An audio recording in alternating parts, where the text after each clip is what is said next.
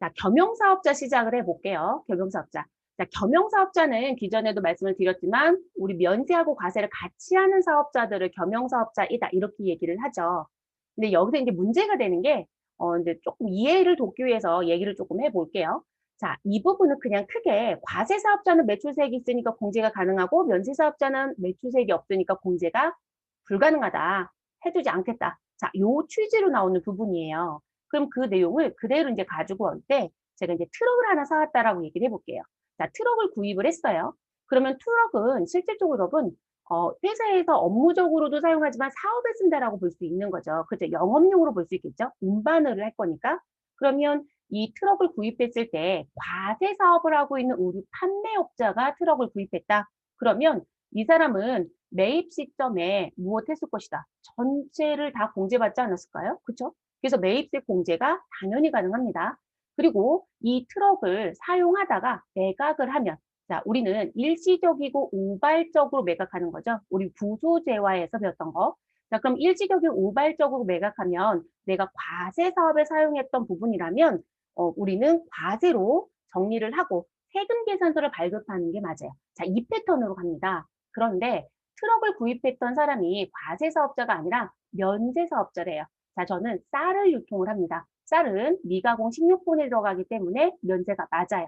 그러면 이 쌀을 판매하고 있는 면세 사업자가 배달 목적으로 트럭을 구입했다라고 하면 매입 시점엔 매출세액이 없기 때문에 내가 면세 사업을 하기 때문에 매입세 공제를 전혀 받지 못하죠. 그러면 불공제로 들어가는 게 맞겠죠. 그러면 이 자동차를 매각할 때 매입세 공제를 받은 적이 없기 때문에 이 우발적이고 일시적인 거래에 대해서 과세가 아니라 뭐로 간다? 트럭이 비록 과세품이라 하더라도 우리는 면세로 가서 계산서를 발급해서 마무리가 돼줘야 되는 거예요. 그래서 이제 이렇게 넘어가는 게 맞는 거예요. 그럼 이제 여기서 문제점이 뭐냐면 우리가 생각을 해봐야 되는 게 지금 이렇게 움직이는 패턴까지는 우리가 수업을 했잖아요. 그래서 지금 내가 과세 사업자인데 트럭을 구입했다. 그러면 우리는 50일 과세로 입력해서 공제를 받고 내가 면세 사용하는 부분이었다. 그러면 54 불공으로 들어가서 면세 사업에 전용했다. 이렇게 해서 끝냈잖아요. 그리고 그걸 팔면 우리는 부수재화라고 하는 부수재화 용역이라는 부분에서 일시적인 거래라는 부분으로 정리가 된 거예요.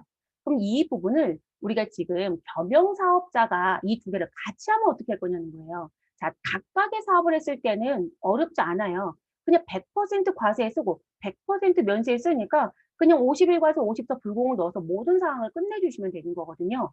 근데 겸용은 두 개를 같이 한다고 했으니까 이게 문제가 되는 거예요. 그럼 겸용사업자 입장으로 놓고 봤을 때 지금 내가 버스 사업을 하고 있다라고 얘기를 해볼게요. 자, 그러면 버스 사업을 하고 있다라고 하면 제가 뒤로 넘어갔던 부분이 있어서요. 자, 요거는 잠깐 넘어가 볼게요. 버스 사업을 하고 있다라면 겸용사업인 거죠, 여러분. 그럼 이제 이게 문제가 될 거예요. 자, 그러면 자, 지금 위에 있는 요 안분의 글씨는 보지 마시고요. 요 안분의 글씨는 보지 마시고 우리 요 그림만 먼저 볼게요. 자, 그러면 버스 사업을 겸하고 있다라고 했을 때 우등고속에 대한 부분은 과세이고 일반 고속에 대한 부분은 면세라고 우린 배웠어요. 자, 그럼 이 버스 사업에 우리는 수리 장비도 사고 그리고 그 사업에 쓰는 비품도 사고 우리는 현재 사업장을 쓰고 있는 게 회사의 건물, 회사의 땅이 아니다. 우리 여러분 그 버스 사업 하신 분들 가보시면 버스가 들어와야 되니까 공터처럼 크게 주차장처럼 쓰는 데들이 있잖아요. 근데 그게 회사 거일 수도 있고 회사 게 아닐 수도 있겠죠. 그러면 빌려 쓰는 게 있으면 임차료도 나갈 거고요. 사실 건물을 갖고 있다면 그 건물도 다 들어올 수 있는 거예요. 그러면 그 부분에 대해서 무엇하자? 과세 면세 구분해서 앞에서 설명드렸던 것처럼 우리 과세에 쓰는 건 매입세 공제 받고 면세에 쓰는 건 매입세 공제를 안 받는 정리를 하라는 거죠. 그럼 정확하게 분리해서 하시면 돼요. 우리 이 두 개 사업하고 있는데 우동고속은 전체 면적 중에 50% 정확하게 나눠서 쓰고 있고 나머지 50%는 정확하게 면세를 쓰고 있대요. 가능할까요, 여러분? 생각을 해보실 게 뭐냐면 가능한 부분도 있을 수는 있어요.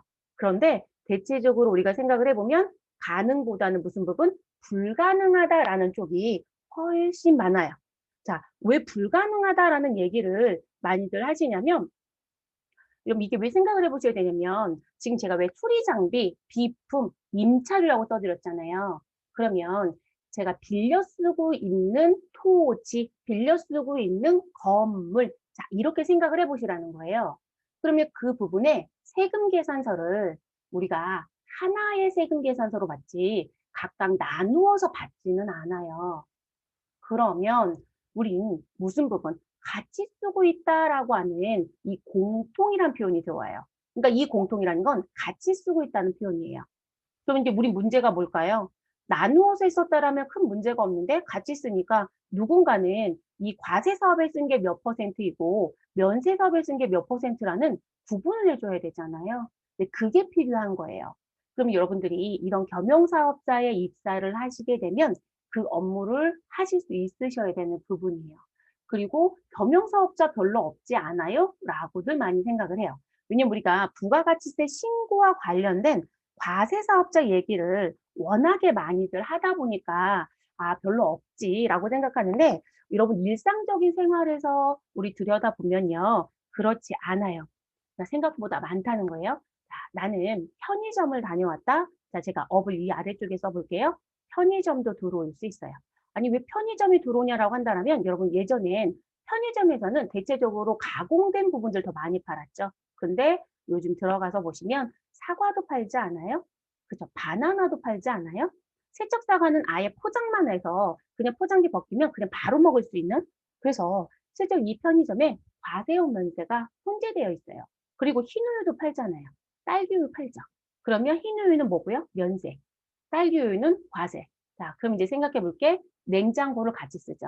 자, 여러분 냉장고는 비품이죠. 그러면 그 냉장고에 대한 비품에 대한 매입세액을 어떻게 공제받을 거냐 고민해 봐야 되겠죠. 그래서 편의점도 들어올 거고요. 자, 그리고 여러분 약국도 들어오겠죠. 자, 약국은 조지는 면세였어요. 근데 일반 의약품 판매는 과세라고 했어요. 자, 그럼 겸용사업자네요. 그럼 여기도 문제가 되겠죠? 자, 그리고 여러분 제가 편의점 얘기했으니까 우리 무슨 부분? 슈퍼. 자, 대형 슈퍼이든 작은 슈퍼이든 이마트이든 롯데마트이든 다 들어오겠죠? 자, 이런 슈퍼도 들어와야 될 거고요. 자, 그리고 건설업도 들어옵니다. 자, 건설업은 또 왜 들어오냐라고 얘기한다면 우리 일반적으로 건설은 과세로 시작하는 건 맞습니다. 그런데 그 건설에 뭐가 있다? 국민주택 규모에 해당되는 부분은 짓든 팔든 무엇이다? 면세예요. 그러면 건설업도 겸용사업자가 되겠죠. 자, 이제 병원도 버릴 수가 없어요. 병원. 자, 이 병원이 항상 논란이 된 부분. 자, 병원 같은 경우는 면세로 시작하는 건 맞아요. 그런데 성형 미용과 관련돼서 등장하는 부분. 그러면 피부과, 치과도 요즘엔 거의 다 들어갑니다. 치과도 들어갈 거고요. 그럼 그런 부분들, 이제 이 부분이 이제 겸용사업이 되는 거죠.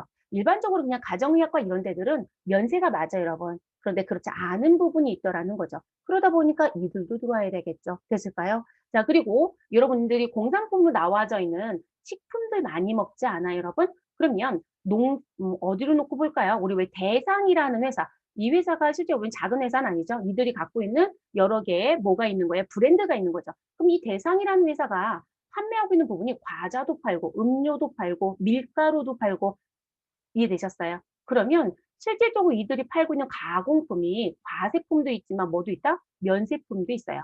자, 그리고 내가 아는 지인이 김치 공장을 한대요. 김치 공장. 자, 그러면 여러분 이 사람도 겸용사업자가 될 수 있어요. 자, 김치는 혼합한다는 부분으로 인정이 돼요. 그래서 발효를 시키는 거라서 이 김치는 실질적으로 면세로 시작을 합니다. 재밌는 건. 자, 그래서 면세로 시작하는데 이 김치를 어떻게 포장했느냐에 따라서 상황이 달라집니다. 그래서 종갓집 김치를 놓고 보면 여러분, 종갓집 김치에 실질적으로 사보시면, 아, 나는 5kg짜리를 마트에서 사왔다. 그럼 이 5kg가 포장지에, 우리가 들고는 와야 되니까 여러분, 포장지에 넣어서 그냥 들 수 있는 용도까지만 해줬어요. 자, 그런 5kg짜리 김치는 면세로 분류가 될 수 있어요. 근데 이 종갓집 김치에 너무 진공 포장한 종갓집 김치도 본 적 있지 않아요? 진공 포장. 자, 진공 포장으로 바뀌거나 또는 왜 우리 볶음김치, 막김치 이런 거 얘기하시죠? 자, 그 형태로 바뀌면 다 뭐가 된다? 과세. 그럼 종갓집 김치라는 제조업도 현재 뭐가 되고 있다? 겸용사업자죠. 자, 그럼 거기서부터 이제 나오는 부분들이 정말 이런 복잡한 일을 다 하셔야 된다는 거예요. 그래서 생각보다 업의 범위가 넓다 해요. 거기다가 이 김치 공장 하시는 종갓집 김치는 또 다른 사건이 생기죠. 아, 얘는 겸용이면서 의제 매입도 받을 수 있네? 그럼 여러분 저는 배추 사고 무 산 거 어떻게 해야 돼요? 자, 이렇게 그대로 담가서 면세로 가는 배추와 김치는 의제매 공제를 받으면 안 되겠죠. 근데 진공의 형태로 바뀌어서 과세로 파는 건 의제매 공제를 받아도 되겠죠. 그럼 그 관리도 또 같이 해야 되겠죠. 그래서 회사가 갖고 있는 사업의 성격이 어떤 성격을 가지고 있습니까? 라는 거에 따라서 여러분들이 배운 부분들이 합쳐지거나 하나이거나 이렇게 가는 거예요. 됐을까요? 그 여러분 요즘에 김치 수출도 많이 하지 않아요? 그러면 모두 들어요. 아, 영지율도 들어오네. 근데 이렇게 섞이는 거예요. 그러니까 대체적으로 이 부가세 신고도 여러분 왜 그 사람의 경력적인 부분에 연봉에 영향을 줄 수 있냐면 단순한 부가세 신고하는 회사에 있는 건 누구나 다 할 수 있다라고 해요. 왜냐면 한두 번 해보면 패턴이 비슷하니까. 그런데 지금 제가 설명드린 것처럼 이렇게 여러 가지 성격들이 섞여 있는 데서 이럴 땐 항상 이슈거리가 있어요. 네, 항상 이슈거리가 있어서 항상 관리를 잘해야 돼요. 그래서 그때 이런 업무적인 부분도 이제 경력이라든지 이런 부분으로 모두 다 영향을 주는 게 그런 이유이기도 해요. 그래서 이제 그런 부분들 그러면 일단 내가 이런 부분에 사용했던 부분이 정확하게 과세 면세를 구분할 수 없다. 그런 거 우리가 구분이 불분명하다라고 얘기를 합니다. 그런 부가가치세에 대한 매입세액을 공통 매입세액으로 얘기합니다. 자, 그럼 이 공통 매입세액은 무엇하자? 안분하고 정산하고 재계산하자라고 얘기를 합니다.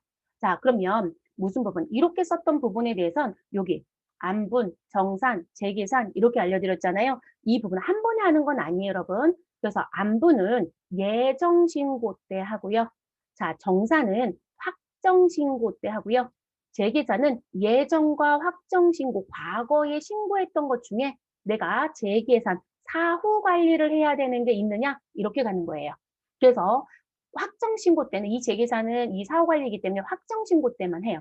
그래서 확정신고 때는 정산과 재계산이 같이 들어올 수도 있어요. 그래서 그렇게 들어온 부분이에요. 그래서 그런 식의 패턴으로 계속 도는 거예요. 그래서 그러면 결론적으로 우린 재계산에 해당되는 요건이 없다라면 저는 부가세 신고할 때 이 안분하고 정산하고 안분하고 정산하고 안분하고 정산하고 계속 하는 거예요. 그렇게 가는 부분이에요. 매회 부가세 신고할 때마다.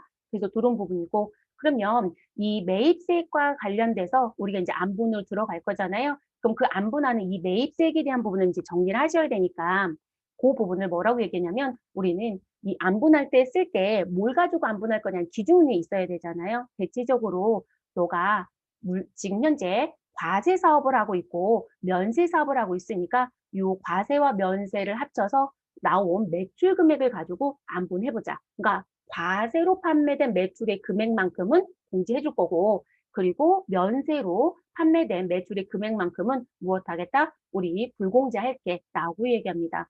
그래서 부가가치세 신고하는 기간을 우리가 해당 과세 기간 또는 당해 과세 기간이라고 하는데요. 그 과세 기간에 우리 총 공급가액이라는 표현을 써요. 그리고 이 총 공급가액은 조금 전에도 말씀을 드렸지만 과세 매출과 면세 매출의 합쳐진 금액을 표현해요. 그 금액을 가지고 안분, 정산이라는 걸 한다는 거예요. 이해되셨을까요? 뭐 재계산도 똑같이 가는 거고요. 여기 예외는 다시 말씀을 드릴 거예요. 그런데 대체적으로는 이걸 원칙으로 쓰기 때문에 자 그리고 그 다음에 이제 생각해 볼 게 뭐냐면 제가 앞부분에서 각각의 독립사업을 했을 때는 그냥 끝내지라고 했어요. 무슨 부분? 제가 무슨 얘기 했었나요? 내가 과세로 사용하다가 자동차를 팔았다? 그럼 세금 계산서 주시고 과세 처리합니다. 면세로 사용하는 부분에 썼던 자동차이다? 그러면 면세로 계산서 발급하시고 끝내세요. 라고 했어요.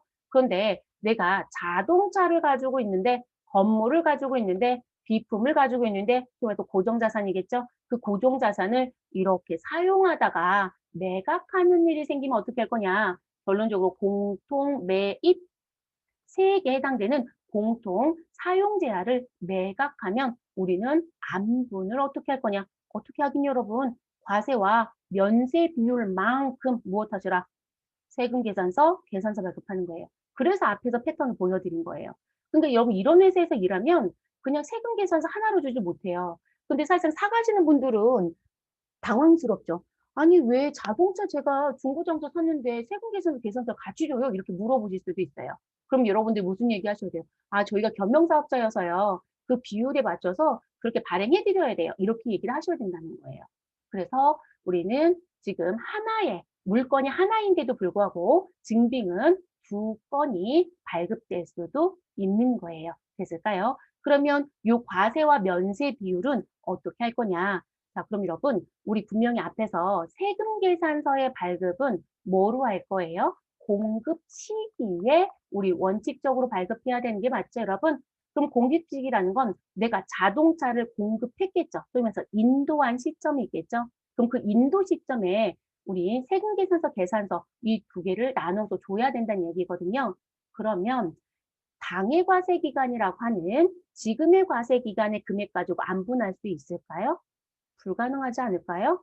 제가 공급 시기가 4월 20일이었다고 합니다. 법인입니다. 그러면 우리는 이익이 확정, 과세 기간은 언제부터 언제까지인가요? 우리 4월 1일부터 언제까지이다? 6월 30일까지. 자, 근데 제가 자동차를 인도한 시점이 4월 20일이에요. 그럼 4월 20일에 원칙적으로 세금 계산서 계산서 줘야죠. 최대한 늦어도 언제까지는 줘야 돼요? 다음 달 5월 10일까지는. 그런데 이 지금 6월 30일은 미래 날짜잖아요. 이때 확정되는 이 총공급가액이 나올 수가 없죠. 4월 20일 시점에서는. 그렇죠? 그러다 보니까 지금 매각하는 시점에 이 비율은 직전과세 기간 걸 가지고 해라 라고 얘기합니다. 그러니까 과거에 나와져 있었던 총 공급가액을 가지고 우리 안분 계산에서 매각을 합니다. 자, 제가 이걸 보여드리는 건 이런 회사에 가면 이런 프로세스로 움직인다는 거예요. 이해되셨을까요? 시험은 이걸 전부 다 내냐고 물어본다라면 못 내요, 여러분. 너무 어렵기도 하고요. 전부 못 내고 이번엔 안분 낼게, 이번엔 정산 낼게, 이번엔 재계산 낼게. 근데 내가 안분에 누구 54 불공도 같이 내고 싶어. 이렇게 될 수는 있겠죠, 여러분? 그쵸? 우리 앞에도 공제받지 못할 매입세액에 대한 세금계산 수취분 중에 선별하는 거 한번 하고 들었잖아요. 그게 같은 양식이거든요. 이들이 같이 붙어 있어요. 그러면 이 54 불공이랑 안분을 같이 내도 문제가 되지 않는다는 거죠. 이해되셨을까요? 네. 그래서 그런 문제들, 뭐 정산하고 같이 낼 수도 있고요. 그래서 그런 부분들이 이제 나오는 부분이에요, 시험은.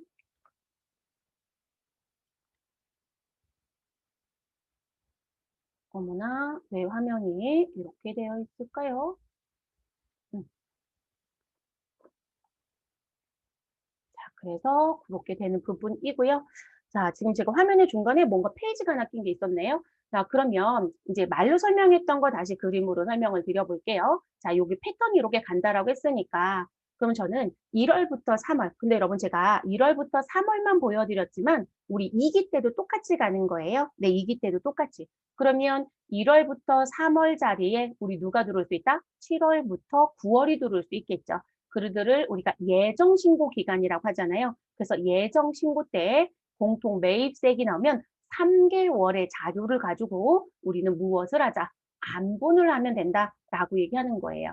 그러면 지금 2기 때도 똑같이 정리가 돼요. 그냥 앞부분으로만 정리를 할게요. 그래서 그렇게 들어오는 거고요. 그리고 우리는 확정 과세 기간이 등장하겠죠. 확정. 그러면 실제 4월부터 6월 30일까지가 확정 과세 기간이에요. 근데 얘도 뭘 하라고 얘기하냐면 무슨 부분? 지금 현재 해당되는 전체 금액의 비율만큼 무엇했는지 우리 불공제 처리를 했는지 확인해 달라고 얘기합니다. 자, 우리 9번째 나와 있는 9번 겸용사업자 공통매입세액의 안분 계산은 공제가 가능하다가 아니고 불공제 사유입니다. 불공제. 그러면 이 불공제 금액은 면세 비율만큼 불공제하는 거잖아요. 그럼 전체 금액 갖고 해야 되겠죠. 그래서 이 안분 계산할 때 우리 3개월의 자료는 그냥 공통매입세금 표현을 쓰는 게 지금 전체 6개월의 과세 기간이 아니라 그냥 3개월의 과세 기간이기 때문에 이런 표현을 써요. 그런데 6개월치 전체 금액을 가지고 뭘 해야 되니까 최종적인 불공제 금액을 정리해야 되니까 그때는 6개월의 매출 금액 갖고 할 거예요. 그래서 총 공통매입세액을 가지고 무엇해라? 정산을 해서 우리 불공제 금액을 확정져라. 그래서 우리 실무자들이 야 면세 비율 얼마인지 확인 좀 해봐 라고 하시면 공제받지 못할 매입세액이라는 서식이 들어와서요. 확정 신고 때 확정된 면세비율 확인하시면 돼요. 네. 그래서 이 확정 때 신고했던 면세비율이 최종적으로 확정된 면세 비율이에요. 그렇게 보시는 부분이고요. 자, 그러면 요런 패턴을 해마다 과세 기간마다 계속하고 있었겠죠. 자, 그런데 지금 이렇게 예정과 확정에 매입했던 이 총공통이라는 부분으로 사용하고 있었던 우리 재화 중에 무슨 부분이 있더라? 재계산해야 되는 부분이 있다. 이렇게 표현합니다. 그럼 이 재계산형 부분은 뭐냐면 지금 제가 재화라는 표현을 썼어요. 자, 왜 재화라는 표현을 썼냐면 대체적으로 유형 자산이 대부분 다 들어와요. 그러니까 무형 자산이 들어올 수는 있지만 그래서 유무형 자산이 대부분이에요. 그래서 세법에서 이렇게 얘기합니다. 과거에 취득한 공통 매입가액 중에 누구를 찾아라? 고정자산을 찾아라. 자, 유무형 자산을 찾아라. 그러면 저희 앞에서 간주시가 얘기할 때 부가가치세법은 우리 건축물은 구입해서 몇 년 동안 사후관리해라? 10년. 자, 건축물을 제외한 나머지는 몇 년 동안 사후관리해라? 2년. 이 얘기했던 거 기억나요? 자, 그게 여기 들어와요. 그러면 지금 어떤 상황이 나올 거냐면 제가 예정과 확정 기간에 뭘 샀다? 건물을 샀다라고 하면 자, 일단 해당되는 과세 기간에는 건물에 대해서 재계산은 하지 않아요. 안분과 정산만 할 거예요. 그런데 다음 과세 기간 얘가 1기였다라면 제가 1기의 건물을 샀다라면 2기 언제 확정 신고할 때 무슨 부분 야 너 1기 때 건물 샀어? 그러면 고정자산 매입이 있었던 거죠? 그러면 무슨 부분 제가 분명히 확정 신고를 하면 누가 결정이 된다? 면세 비율이 확정된다라고 했잖아요. 그럼 여기서 면세 비율이 소위 말해서 40%였다. 그럼 여러분 제가 건물을 10억에 그럼 부가세는 얼마일까요? 1억 별도. 그럼 1억에 40% 해야 된다는 4천만 원은 무엇하였다? 우리 불공제 처리했을 거예요. 그러니까 6천만 원만 공제를 받아요. 자, 그걸 우리가 안분하고 정산했다는 얘기예요. 그러면 얘는 최종적으로 지금 4천 불공 6천 공제를 받았어요. 근데 이 면제 비율이 항상 동일할까요? 그럼 그렇지 못하거든요. 그래서 이기 부가가치세 확정 신고를 하고 나니 자, 여기서도 면세 비율이 이제 나오겠죠? 그럼 2기의 면세 비율을 들어가서 봤더니 이렇게 얘기를 합니다. 자, 우리 이번에 면세 매출이 많이 늘어서 지금 현재 몇 퍼센트가 된다? 50%가 된대요. 그럼 여러분, 우리 예정 때는 몇 프로였고 40, 확정 때는 몇이에요? 50. 그러면 요 차이 나는 10%에 해당되는 것만큼 뭘 해야 된다? 추가적으로 불공 처리하셔야 돼요. 자, 반대로 우리 면세비율이 지금은 올라간 거죠, 여러분? 근데 면세비율이 무엇 될 수도 있을까요? 내려갈 수도 있겠죠. 그래서 제가 면세비율이 32%가 됐다. 오히려 내려갔습니다. 그럼 여러분 8%의 차이가 있었던 거죠? 그러면 이 8%도 지금 아까 추가적으로 불공 처리하라고 했어요. 그런데 얘는 면세비율이 감소됐잖아요. 자, 얘도 추가적인 업무가 재계산인 거예요. 그런데 얘는 증가시키는 게 아니고요. 오히려 국가한테 우리 불공 처리했던 금액이 과거보다 줄었으니까 뭐 해라? 다시 돌려주세요 요청을 하셔야 돼요. 그러면 우리는 불공이 아니라 공제받는 금액이 나오겠죠. 그렇다고 서식이 바뀌진 않아요, 여러분. 그러면 불공은 지금 저희가 하는 건 불공 서식을 배우는 거잖아요, 여러분. 그러면 전체 금액에서 불공을 뺄 거잖아요. 그러니까 불공의 금액은 실제 양수로 등장해요. 그래서 양수로 기재가 됩니다. 서식 자체에 금액이 들어올 때. 근데 여러분 내가 돌려받아야 되잖아요. 그럼 우리 부가세 신고서 매입세액도 기억하셔요? 자, 우린 어느 부분, 세금 계산서 수취한 부분에 예정신고 누락분 더해주시고 그 밖에 공제 매입세액을 더해서 합계가 나오면 그 합계에서 누구를 빼라? 공제받지 못할 매입세액을 빼라. 그러니까 아예 서식 자체가 음수의 성격의 서식이 나는 거예요. 그러면 양수가 들어가 있어도 음수로 빼는 것처럼 나온단 말이에요. 그게 계산식으로 들어와져 있으니까. 그러면 지금 더하기를 해야 되잖아요. 공제는 받아야 되는 거니까. 그러면 서식엔 뭐로 표시가 돼야? 여러분 음수와 음수가 만나면 뭐로 바뀌어요? 양수로 바뀌잖아요. 그래서 서식은 음수로 기재가 되는 거예요. 그러니까 이런 패턴으로 가는 부분이에요. 그럼 여러분 지금 제가 이걸 왜 보여드냐면 이런 회사에 가면 여러분들이 뭘 찾아야 되는 거예요? 아, 고정자산 매입이 있었지? 근데 건물이다? 10년 동안 부가세 신고할 때마다 이거를 매일매일 검토해야 된다는 거예요. 그러니까 이걸 놓치면 안 돼요. 이해되셨을까요? 그래서 이런 회사가 실질적으로 업무가 많고 어렵다라는 부분을 말씀을 드렸던 거예요. 근데 시험은 안 어려워요. 왜 안 어렵냐면 제가 설명드릴 때 요런 것만 갖고 가세요라는 얘기만 해 드릴 거예요. 그것만 가져가면 그거 그대로 프로그램에 타이핑 치면 3점을 줘요. 그러니까 타이핑 수준밖에 안 되는 거예요. 이런 얘기가 없어요. 그냥 가서 넣기만 하면 돼요. 그러니까 점수를 그냥 얻을 수 있는 부분이거든요. 그래서 실질적으로 연습만 잘 하시면 되는 부분입니다. 그리고 지금 여기 재계산할 때 무엇해라? 면세 비율 재검토하라고 했잖아요. 이 재검토 면세 비율은 확정 신고 때 확정된 것끼리 비교하는 거예요. 확정 신고 때 확정된 것끼리 비교한다. 그런 패턴으로 움직이는 부분입니다. 자, 그래서 그렇게 움직이는 얘기를 해드린 거고요. 자, 그러면 이제 예정 신고 때 나오는 안분부터 가야 되겠죠. 자, 그래서 안분 계산부터 보겠습니다. 자, 안분 계산에 가셔서 원칙이 교재에 있을 거예요. 자, 그 원칙에 가서 봤더니 우린 무슨 부분? 공통으로 사가지고 온 공통 매입 금액이 있을 것이다. 그 매입 금액에 해당되는 10%가 매입세액이겠죠. 그래서 공통 매입세액 곱하기 너가 신고하는 과세기간. 그래서 어떤 경우는 해당, 어떤 경우는 당해 같은 말입니다. 그래서 당해 과세 기간에 총 공급가액 분의 당해 과세 기간에 면세 공급가액 또는 해당이 되셨어요. 자, 이렇게 그러면 지금 계산하는 부분, 우리 분모와 분자가 만나서 들어온 이 부분을 우리가 무슨 비율이라고 부른다? 이게 면세 비율이겠죠, 여러분? 그쵸? 자, 그런데 이 자리가 과세 공급가를 바뀌면 뭐가 될까요? 과세 비율이 되겠죠. 그래서 그 면세 비율만큼 우리는 매입세액 무엇이 나온다? 불공제가 나올 것이다. 이렇게 계산을 합니다. 이해됐어요, 여러분? 그럼 여기서 말하는 이 총 공급가액은 뭐냐?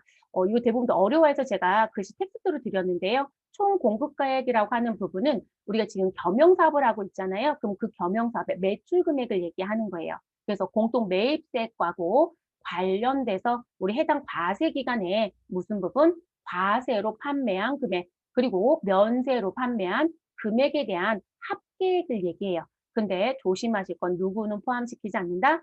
수익금액 제외 부분은 포함시키지 않는다. 왜냐면 여러분, 우리 시험은 이걸 텍스트 박스로 줘요. 네. 그러니까 아예 써준다는 거예요. 근데 업무는 여러분이 찾아야 돼요. 그래서 이 금액을 어디서 찾냐면 이런 부가세 신고서에 가면 과세 표준이라고 하는 버튼이 있어요, 여러분. 그 과세 표준에 아이고 제가 박스를 너무 크게 그렸네요. 이 과세 표준 버튼을 누르면 과세와 관련된 과세 표준 명세가 보이고요. 여러분 이것도 어디서 본 것 같지 않아요? 과세 표준 명세. 우리 과세 표준이 매출세액에 했죠. 네, 그 과세 표준 명세가 보이고 그리고 부가가치세 신고서 3쪽에 있는 우리 면세와 관련된 면세 사업 금액이라고 하는 그 금액이 보여요. 그래서 그거 가지고 확인합니다. 시험지엔 써줄 거고요. 그래서 그 두 금액의 합. 그런데 이 수익 금액 제외는 우리가 매출의 금액이 아니라고 했잖아요. 그러니까 그 부분은 빠져야 되겠죠. 그래서 그 부분입니다. 그리고 면세 공급가액이라는 건 우리 공통 매입세가 관련돼서 해당 과세 기간에 발생된 면세에 관련된 수익 금액을 얘기하는 부분이고요. 자, 그래서 그렇게 계산을 하는 부분이에요.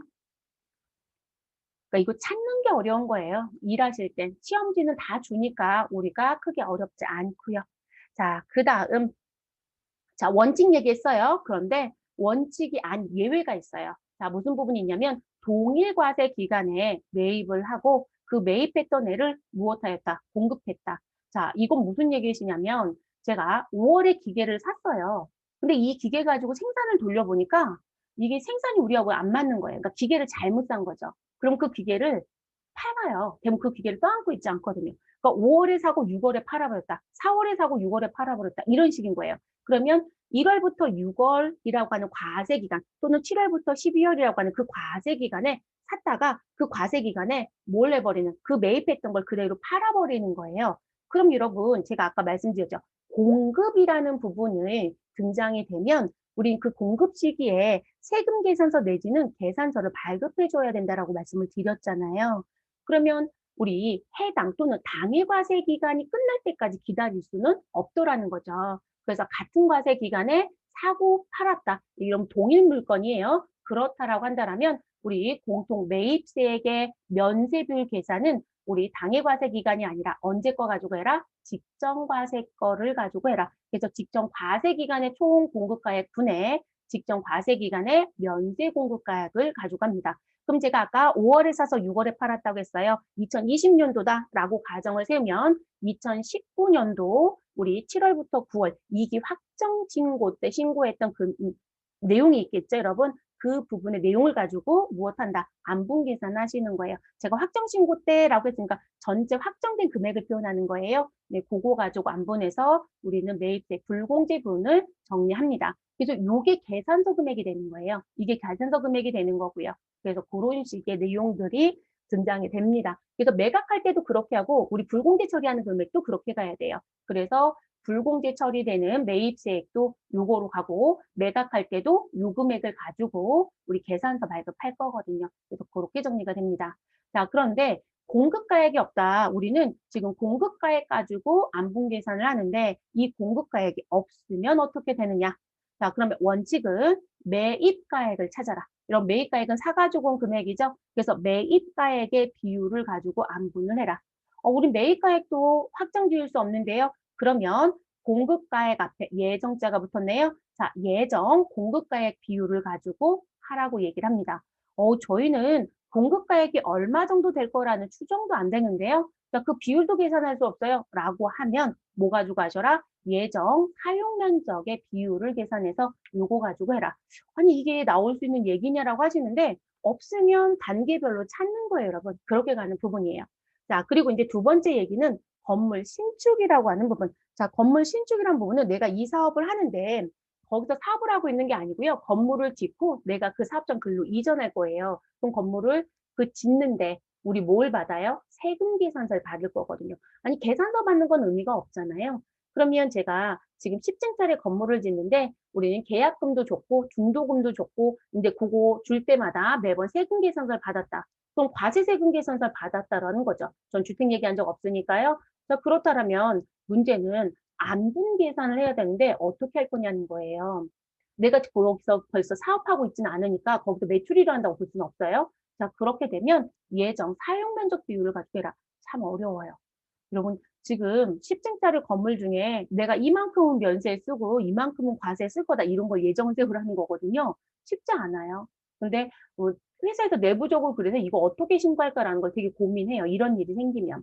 그래서 그렇게 하고요. 예정 사용 면적 비율을 사실상 하기가 어려우면 매입가액 비율 가지고 해라. 그리고 그것도 안 되면 예정 공급가액 비율 가지고 해라. 라고 얘기를 합니다. 그래서 가장 원칙적으로 공급가액이 우선이고 그렇지 않다라면 우리는 지금 요 순서대로 간다. 다만 건물 신축 시에는 2번에 있는 순서대로 간다. 이렇게 보시면 되고요. 만약에 시험에서 이 순서를 묻는 문제가 나왔다라고 하시면 우리 공제받지 못할 매입세액이라는 부분에 서식에 가면 우리 공급가액이 1번에 있고요. 그 다음에 매입가액이 2번에 있고요. 예정 공급가액이 3번에 있어요. 이렇게 번호가 쭉 떠요. 자, 그게 순서라고 보시면 돼요. 그러니까 그런 건 그냥 무엇하면 돼요? 프로그램 도움을 받으시면 되겠죠. 그래서 그렇게 나오고요. 자, 그리고 여기에는 기재 안 해드렸는데 우리가 프로그램에 들어가면 도축이 등장해요. 여러분, 도축. 자, 여러분, 도축이 뭘까요? 여러분, 도축은 소나 돼지를 잡는 거. 그걸 도축이라고 하죠. 여러분, 도축하시는 분들 계시잖아요. 아니, 지금 이 도축이 왜 들어오냐라고 물어보시더라고요. 여러분, 도축이라는 건 실질적으로 우리 고기는 면세가 맞아요. 네, 근데 이 도축하는 과정에서 이제 무슨 부분? 그대로 유통하는 건 면세인데요. 이게 이제 가공이 돼서 나가는 경우들이 있어요. 그러면 과세가 섞여 있을 수 있거든요. 그러다 보니까 이 도축업을 하는 사람들에 대한 부분은 어떻게 얘기할 거냐. 그래서 도축된 수에 대한 부분을 얘기를 해요. 그리고 이 과세 부분에 들어온 게 뭐냐면, 우리 왜 이 도축을 할 때 본인이 소를 잡아서 소고기를 팔아요. 그럼 면세예요. 그러니까 자기 사업이면. 근데 이 도축을 아무나 못해요, 여러분. 그러다 보니까 이 면세는 자기 사업이면 면세인 거예요. 자기 사업. 자, 그런데 가공으로 만들어 파는 건 당연히 얘가 겸용사업자일 건데 그 부분이 문제가 되는 게 아니고요. 이 과세로 도는 부분이 뭐냐면 남의 거를 해주는 거. 남의 사업. 남의 거. 그러니까 남의 소 잡아주는 거예요, 여러분. 그럼 이 사람들 뭐 받을까요? 돈 받아요. 당연히 내가 노동을 제공했잖아요. 근데 이 남의 거를 도축하는 부분은 뭐가 된다? 과세가 돼요. 그러면 이 두 개가 섞여 있으면 지금 무슨 뭐 면세와 과세 구분해야 되거든요. 그래서 나오는 부분이에요. 그래서 그 도축수가 몇 마리인지를 가지고 안분 계산해라 라는 게 프로그램에 추가가 됩니다. 근데 그게 세법에서 이 도축업이 문제가 돼서 추가가 됐어요. 그래서 이제 그런 게 프로그램에서 볼 거예요. 시험에서는 한 번도 출제한 적은 없습니다. 네, 한 번도 현재까지 출제한 적은 없고요. 그래서 그게 있고, 자, 그리고 이제 안분 계산 생략. 자, 안분 계산 생략이라는 건 내가 안분 계산을 안 한다. 이런 표현이 됩니다. 그러면 여러분들이 제가 아까 설명드릴 때 어떻게 말씀드렸냐면, 겸용사업자는 예정신고 때 안분을 하고요. 확정신고 때 정산을 하고요. 자, 그러면 이 부분을 안분하고 정산하고 안분하고 정산하고 안분하고 정산하고를 계속 하는 거라고 했잖아요. 근데 제가 안분이 없더라. 자, 생략이더라. 라고 얘기를 해요. 자, 안분이 생략이면 정산도 안 하는 거예요. 그러니까 여러분 결론적으로는 정산이라고 하면 무슨 부분이 있어야? 안분이 있어야 정산이 이루어지는 거예요. 그래서 안분 계산이 생략이 되면 배제가 되면 우린 정산도 실제 하지 않습니다. 네.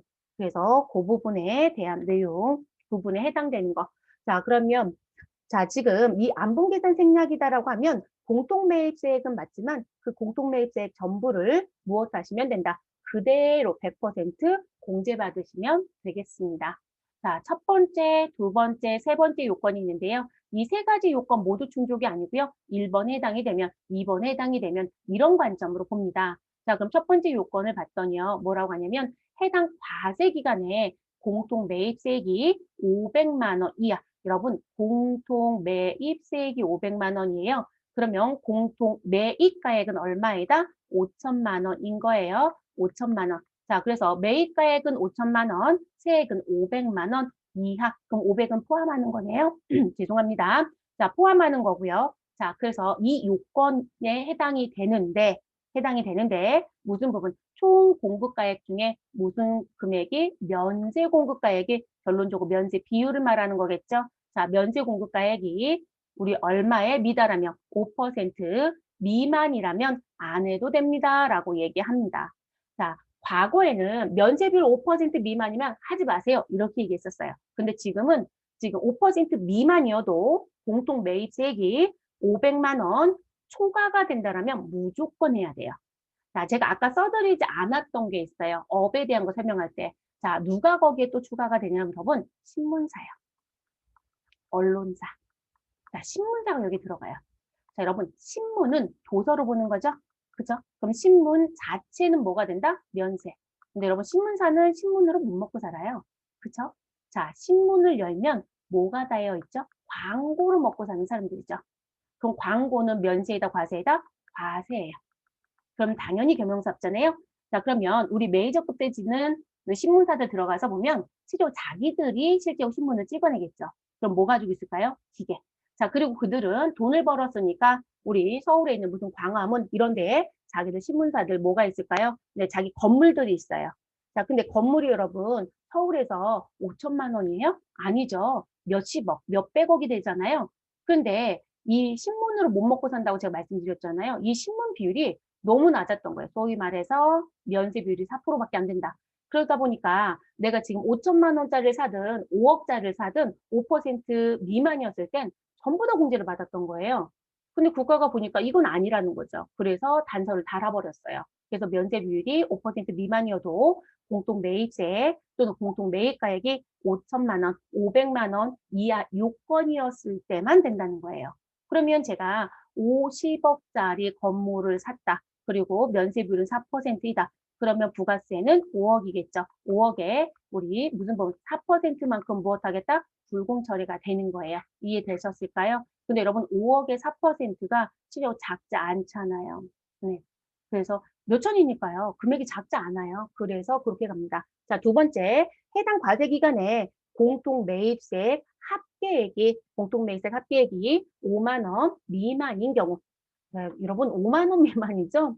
그래서 사실상 이 부분, 니은에 해당되는 부분 때문에 우리 안분계산 생략하는 경우는 드물어요. 기억이 대부분 또는 디귿이 대부분이에요. 그래서 이 부분은 드뭅니다. 자, 그다음 어찌됐든 5만 원 미만이고요. 그다음 세 번째, 재화를 공급하는 날이 속하는 과세 기간에 나는 신규로 사업을 개시했어요라고 하는 부분. 자, 요건 왜 그런 거냐면요. 우리 조금 전에 여러분 제가 뭐 말씀드렸냐면 앞으로 제가 백해 볼게요. 자, 앞으로 나 이전에 있었던 부분. 아이고, 얘가 왜 이렇게 될까요? 자, 앞부분에서 요거 보여드는데요. 자, 동일 과세 기간에 사고 파는 부분이 일어나면 똑같은 물건에 그러면 직전 과세 기간을 가지고 무엇해라? 안분하세요. 라고 했어요. 근데 여러분, 신규 사업자는 직전 과세 기간이 있을까요? 없어요. 그러면 내가 이런 사건이 생겼을 때 좀 더 동일과세 기간에 샀다가 동일과세 기간에 팔 일이 생길 수도 있잖아요. 그렇게 되면 직전과세 기간이 없으니까 실질적으로 그냥 다 세금 계산서 줄 수밖에 없어요. 그러면 우리는 다 무엇해야 될까요? 다 공제를 받아야 합리적으로 맞지 않아요? 분명히 제가 과세였을 땐 과세 세금 계산서를 매각할 때 면제였을 땐 계산서, 면제로 간다고 했잖아요. 그 요건이 항상 맞춰져야 되는 거기 때문에 그래야 우리가 형평성이 맞아지는 거예요. 그래서 요 부분의 내용 때문에 무슨 부분, 신규 사업자에 해당이 된다라면 우린 무엇하지 않는다. 직전과세 기간이 없기 때문에 우리는 안분 계산을 생략한다고 얘기해요. 그러니까 여러분 신규 사업자는 첫 번째 부가가치세 과세 기간에는 전부 다 100% 공제받는 거로 신고하는 거예요. 그러니까 소위 말해서 다 50일 과세로 입력해서 신고해도 된다. 이런 얘기가 되는 거예요. 그 다음 과세 기간부터는 그게 안 되죠. 직전이 있으니까. 그래서 이 부분, 요거 사지선답 문제로 출제가 돼요, 여러분. 네, 그래서 조심하셔야 될 거예요. 실기 문제에 이 서식 작성 문제 내는데 여러분, 이 요건을 내버리면 아무것도 입력 안 해야 되잖아요. 그러니까 실기로는 이걸 건들기가 조금 어렵죠. 자, 예제 부분 가지고 지금 설명드렸던 거 점검해 볼게요. 자, 주식회사 더지는 과세 사업과 면세 사업을 겸하고 있고 일기 예정 부가가치세 자료이다. 일기 예정이니까 안분 계산한다 라는 부분이겠죠. 자, 다음 자료를 토대로 공동 매입세액 안분 계산을 하시오. 자, 과세 사업과 면세 사업에 공통으로 사용되는 자산의 구입 명세입니다. 자, 이 사람은 일기 예정에 모두 사고요. 건물도 사고 원재료 매입도 있었습니다. 자, 공급가액은 이렇게 각각 기재가 되어 있고요. 뭐 대금은 결제가 모두 다 외상으로 되어 있네요. 자, 그럼 이런 부분의 내용이 있다는 거고 그러면 이제 요것만 가지고는 못하죠, 여러분. 우리 안분하려면 기준 금액이 필요하잖아요. 그래서 매출 내역을 봤더니 우리 일기 예정인 1월 1일부터 3월 31일까지 발생된 부분. 자, 과세와 면세 매출 부분이 있습니다. 과세는 당연히 부가세가 있을 거니까 세액난이 있는 것뿐이고요. 여기서 과세와 관련된 공급가액은 8천, 면세와 관련된 공급가액은 4천. 그래서 두 금액의 합은 1억 2천. 그러면 총 공급가액은 1억 2천이고 면세 공급가액은 4천이다. 요 비율만큼 무엇 하시면 돼요? 안분하시면 되겠죠? 그럼 앞에서 우리 가지고 왔던 이 공급가액 공통으로 사가지고 온 매입금액 우리 5억 2천에 대한 부가세 5,200에 대해서 무엇하자? 안분하자라는 얘기가 되는 거죠. 그러면 그 안분에 대한 부분을 요 서식에 우리가 기재를 해서 정리가 되는 거예요. 근데 여러분 제가 왜 쉽다고 하냐면 제가 보여드렸던 거를 시험에서 보실 때 그거를 텍스트로 줘요. 근데 업무 하실 땐 여러분 저거를 뽑아야 되는 거예요. 그래서 업무가 어렵고 이 시험은 쉽다는 거예요. 쉬운 게 다 줬잖아요. 그럼 여러분은 공통매입사 안분 계산을 선택해서 여기다 타이핑만 치면 되는 거예요. 그대로. 오타를 내지만 않으면 된다고요. 그러면 우리 실질적으로 그대로 점수를 득하겠죠. 자, 그러면 요 서식에 하나씩 정리를 해본다라면, 자, 지금 우리 공급가액이라고 해서 우리 면세 사업과 관련돼서 사가지고 온 공통 매입에 대한 금액은 얼마이다? 5억 2천. 자, 시험 보러 가셔서 조심하실 것 또는 전산하실 때 조심하실 게 뭐냐면 이게 신고서에 입력하는 금액이 매입의 금액으로 먼저 시작하는 게 있고요. 세액으로 시작하는 게 있어요. 그래서 반드시 글씨를 잘 보고 갑니다. 그런데 예정신고 안분 계산에 대한 명세는 우리 매입 가액을 먼저 넣습니다. 그러면 5억 2천을 넣어주고 그 부분에 세액인 5,200이 들어오겠죠. 자, 그리고 면세 공급가액과 총공급가액은 벌써 정리 끝냈죠. 자, 그래서 과세와 면세 합은 8천과 4천 더해서 우리는 1억 2천이었고요. 그리고 면세는 4천이었어요. 그러면 여러분 1억 2천분의 4천 이게 면세 비율이라고 했었죠. 자, 그 면세 비율만큼 무슨 처리하자? 불공제 처리하자. 그러면 우리 5,200만 원 곱하기 1억 2천분의 4천만큼 계산해서 요 부분에 1,733만 3,333원이 들어오는 거예요. 자, 이렇게 가는 부분. 됐어요? 자, 그래서 이렇게 하시고 마무리가 되는 부분입니다. 그래서 시험이 안 어렵다고 제가 자꾸 말씀을 드리는 건 이대로 그냥 넣어주는 거기 때문에 어렵지 않다라고 말씀을 드리는 거예요. 그래서 이렇게 정리가 되어집니다. 자, 그러면 여러분 잠시 쉬시고요. 이제 우리 정산 얘기부터 다음 강좌에서 시작할게요.